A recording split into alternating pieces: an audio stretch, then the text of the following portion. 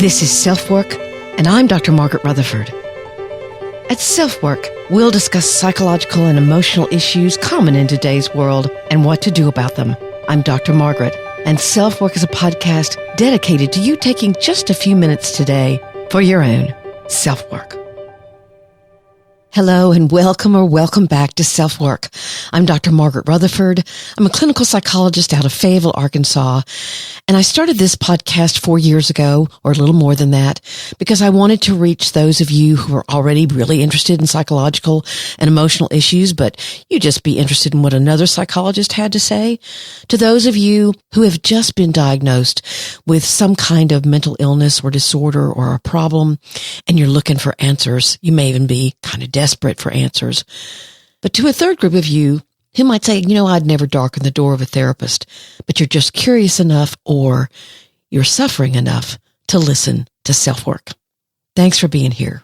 It's Women's History Month, and I'm so excited to announce that SelfWork has a new sponsor, Premium Jane. That kind of fits, doesn't it? I'll have much more to say later, but Premium Jane is a company offering CBD products ranging from oils to topicals to capsules, all made in the U.S., and there's a special SelfWork discounted offer. Today, we're going to be talking about women who've been important crusaders for mental health awareness, and some of these may surprise you. Both celebrities and historically important female voices.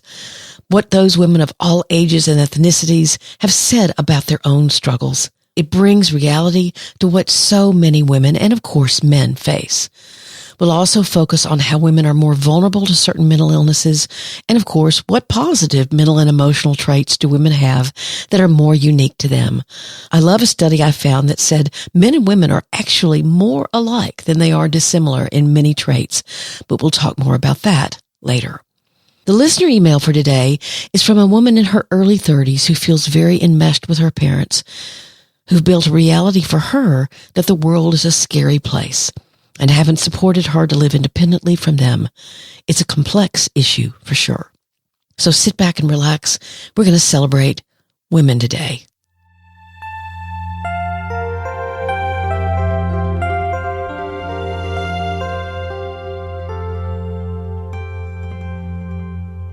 We're celebrating women and their bravery and courage in facing their own struggles with mental illness in this week's SelfWork.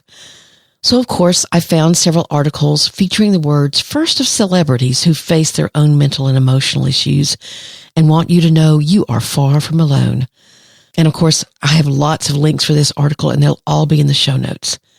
So let's hear from them. Bearing your private struggles in a public space is not easy, but certainly with celebrities and sports figures coming forward, it certainly raises mental illness awareness. And also you can realize you can be quite functional and really quite competent at whatever you do and still deal with mental problems. And all of these women want you to know you're not alone. First, there's Kristen Bell. She's a very funny leading lady, but she's battled huge depression and anxiety. She writes, "There is such an extreme stigma about mental health issues, and I can't make heads or tails of why it exists. Anxiety and depression are impervious to accolades or achievements. Anyone can be affected, despite their level of success or their place in the food chain. So why aren't we talking about it?" Hayden Panettiere was one of the first leading figures about postpartum depression. 10 months after giving birth to her daughter, she came out publicly to seek inpatient treatment for her illness. So she went to what's called residential. She said, "I was always so terrified that people weren't going to accept me. I finally just went, I'm tired of living afraid. I'm tired of living in fear of what people are going to think. So, I'm just going to put it all out there on the table, and I'm not going to worry about the judgment." I love this comment.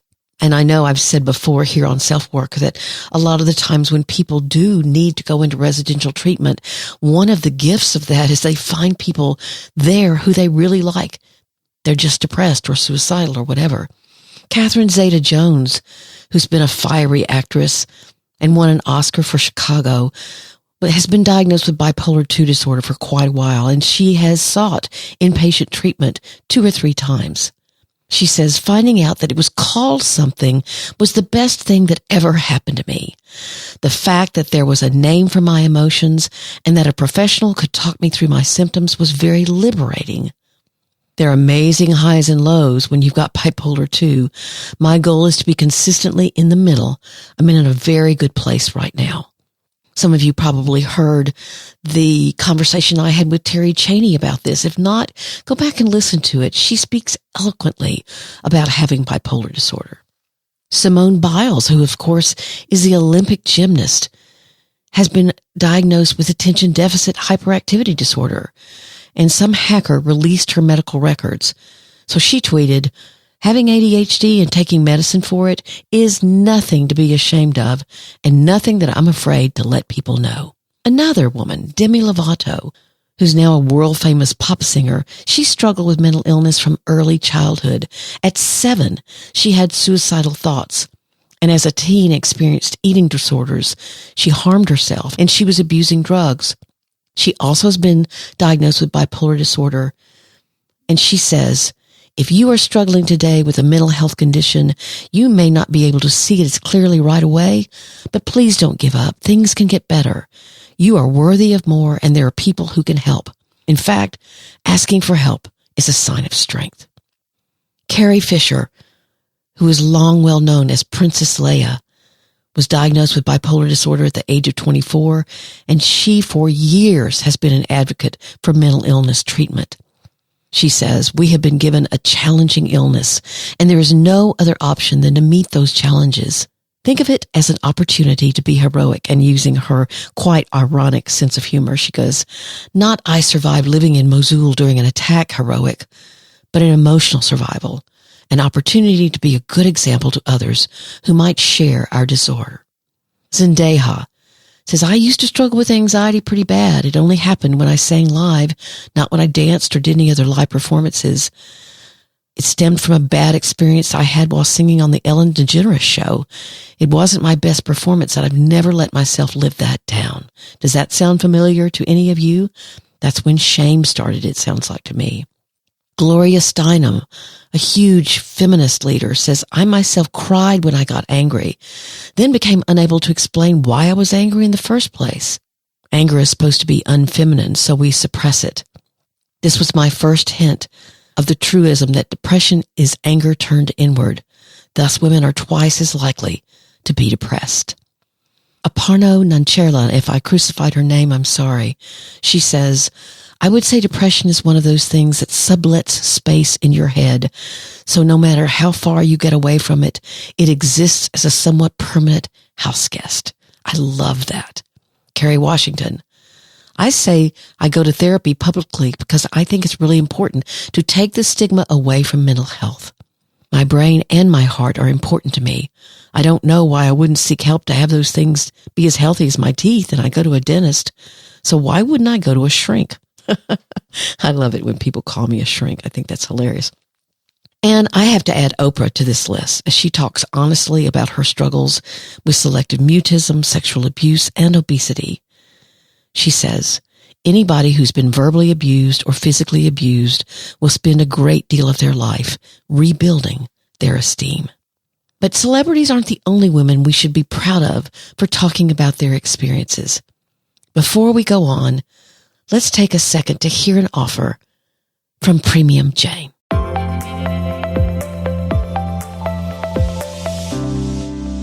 I'm delighted to announce Premium Jane, maker of multiple CBD products, is a new sponsor of SelfWork. CBD stands for cannabidiol, an ingredient in marijuana, but pure CBD is very different. The Harvard Health Review says CBD itself does not cause a high, and the World Health Organization says in humans, CBD exhibits no effects indicative of any abuse or dependence potential. In fact, CBD is a natural part of the hemp plant. Premium Jane uses completely organic, Kentucky-grown industrial hemp and utilizes what's called a supercritical CO2 extraction method. It's actually the same methods that's used when you make decaffeinated coffee. So what you end with is a product that can help with stress, your sleep cycle, exercise-induced inflammation, and research is still ongoing as to its various usages. Always check with your medical provider first before adding it into your daily regime. I've been using Premium Jane CBD oil for about a month. All I do is put it under my tongue and hold it for a few seconds, and I feel like I definitely go to sleep more quickly. To find Premium Jane's full range of CBD products, visit them at premiumjane.com and be sure to use coupon code SelfWork to get 20% off your purchase. That's again, premiumjane.com, and use the coupon code SelfWork to get 20% off.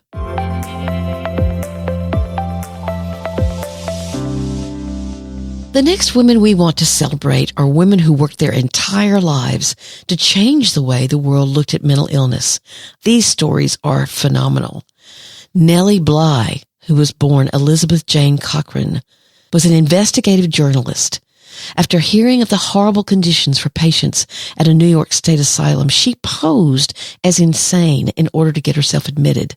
She wrote about her experiences in an exposé for New York World, which was a catalyst for lasting and widespread mental health reform. Anna Freud was Sigmund Freud's daughter. She was a brilliant psychologist and a pioneer in the field of child psychoanalysis. Lisa Steddard Hollingworth was one of the early advocates of the field of psychology. She was New York City's first civil service psychologist and ran a lab researching women's psychology, intelligence, and gifted children. When she was alive, the variability hypothesis was in vogue, which said that men occupied both the highest and the lowest ends of the bell curve on both physical and psychological traits, and that we women were locked into mediocrity. Women were basically viewed as quasi-invalids during their menstrual cycles, and she challenged this belief and demonstrated that the average woman has an equal mental capacity to the average man, each and every day of the month. When I entered graduate school, for example, there was some research coming out because women were coming into the profession in droves, and they said, the profession will no longer be respected. People won't get paid as much. People will become distrustful. It was awful. I was so angry. Kay Redfield Jamison wrote the book An Unquiet Mind. She was a researcher and a psychologist, and her book was groundbreaking in allowing people to see into what bipolar disorder really was. Of course, there was Elizabeth Kubler-Ross, who was the first person really ever to study grief. Her groundbreaking book on death and dying is something we should all read, although there's certainly been research since hers that indicates there are other factors, but she was incredible. But when I looked at the research talking about current women's health issues, all those are historically important. So why is it that depression is more reported in women? Certainly they seek therapy far more often, although this shouldn't be overinterpreted. Women are twice as likely to experience anxiety disorders as men, especially obsessive compulsive disorder and phobias. 2/3 of people with dementia are women, which actually begins decades earlier in women's brains as a transition into menopause. We have more eating disorders. That's not a hard one to figure out because of the pressure we feel about being thin. We also are more affected by PTSD than men, largely because women are exposed to more sexual violence. So let's go back and look at some of these social factors that affect women's mental health, which we cannot underestimate.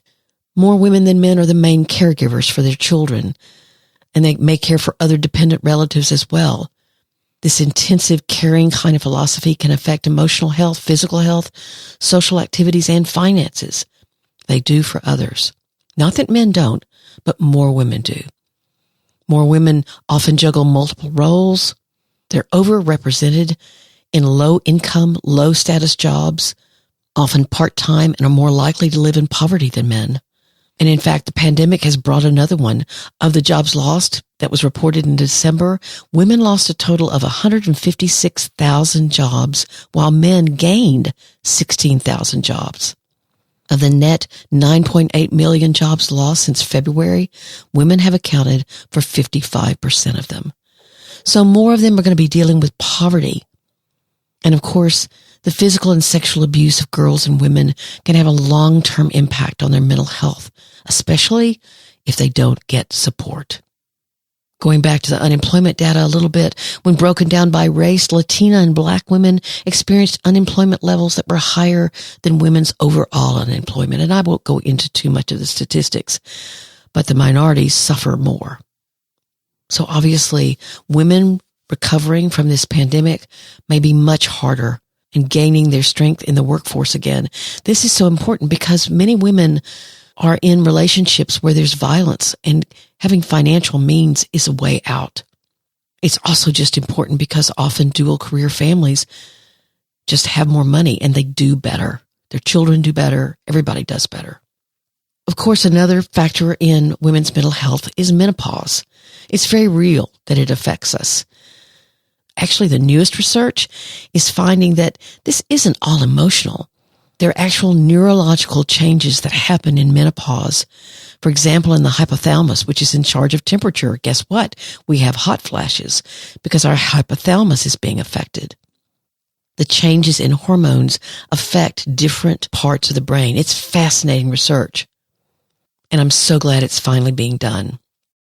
But now, before we run out of time, let's talk about the positives of being a woman. First off, both genders have their own strengths. And it's interesting to find out, as I quoted in the intro, that a lot of us, both men and women, share similar traits.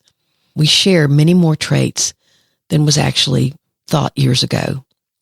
But a lot of the business journals I looked up talked about the 10 strengths of women as entrepreneurs, and I think it's true in your private life as well. Women multitask very well. We focus on emotional intelligence. We are praised for being emotionally accurate or emotionally in tune. We're good at communication and understanding. Again, as a gender, we're fairly adaptable. We persevere. All that caregiving makes a difference. We do the hard stuff. We tend to be humble often, and we're good at relationship building, as we very creatively think outside of the box to do that. But I want to talk a little bit about that study that shows so many traits shared by women and men. And then it shared that there were 4 small yet meaningful differences discovered in women that were a little higher than men. The study, conducted by researchers in Switzerland, examined well over 1 million people. So this is a huge study. And they had taken something called the VIA survey, which I don't know what that is. The VIA survey of strengths across 65 published samples or groups of people spanning 4 countries and multiple age groups. So children, adolescents, and adults. And the results were really interesting. They'd identified 24 character strengths. And again, these were consistent and remarkable in their similarity between men and women. I really like that. But let's mention the 4 strengths that were higher for women. These strengths are appreciation of beauty and excellence. I really liked that one. Maybe you just take more time to notice. Maybe it's that multitasking. I'm not sure. But that was an interesting finding. Kindness is another strength for women. You do favors and good deeds to help support or take care of others. Again, being the caregiver can be tough, but it also teaches you that giving to others can really feed your own soul. We love well. We value close relationships with people, and we tend to be grateful. And we take the time to express that gratitude in some way. So if you're a woman, if you consider yourself to be a woman, however you feel about it, I want you to celebrate this month. Take some time to look up some history about the strong, powerful women who've sacrificed so much for our place in the world now and who are still doing that work all over the world. And thanks to the men who support women in this journey. It's all of our places, and we can celebrate one another.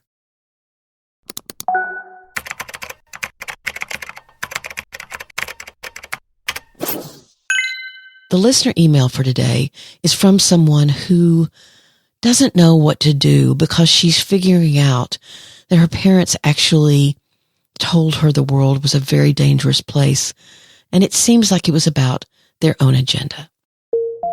Hi, Dr. Margaret. I love your podcast and I love your voice. You have a really nice voice.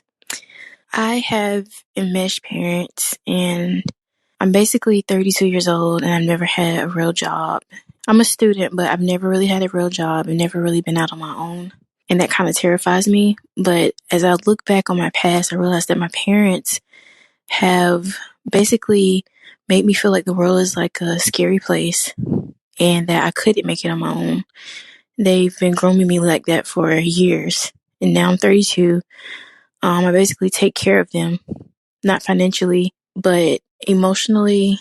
They don't really have a lot of friends, and so I don't really have a lot of friends either.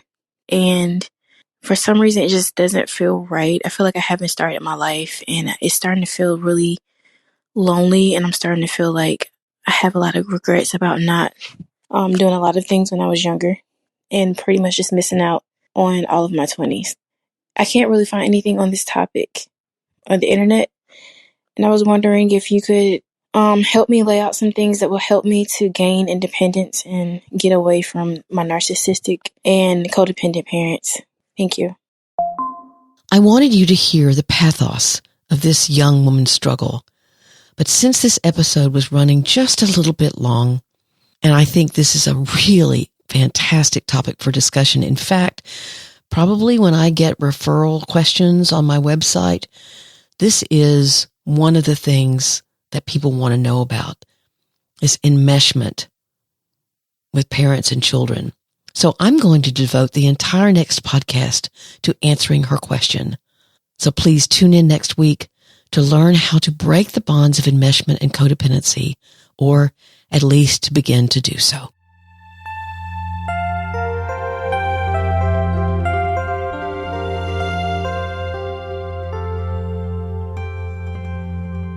Thank you for being here today on SelfWork. I so enjoy hearing from all of you at Ask Dr. Margaret at drmargaretrutherford.com. And I so appreciate the reviews you've left on Apple Podcasts or wherever you listen. One says, I've been listening to this podcast for several weeks now, and it's been such a comfort to me. I feel like the topics are so relevant, and Dr. Margaret is amazing. Well, thank you. She has a comforting voice and a way about her that calms me down when I'm feeling anxious or alone. You know, several people say that to me, and I so appreciate that just talking with you is helping you. I love that.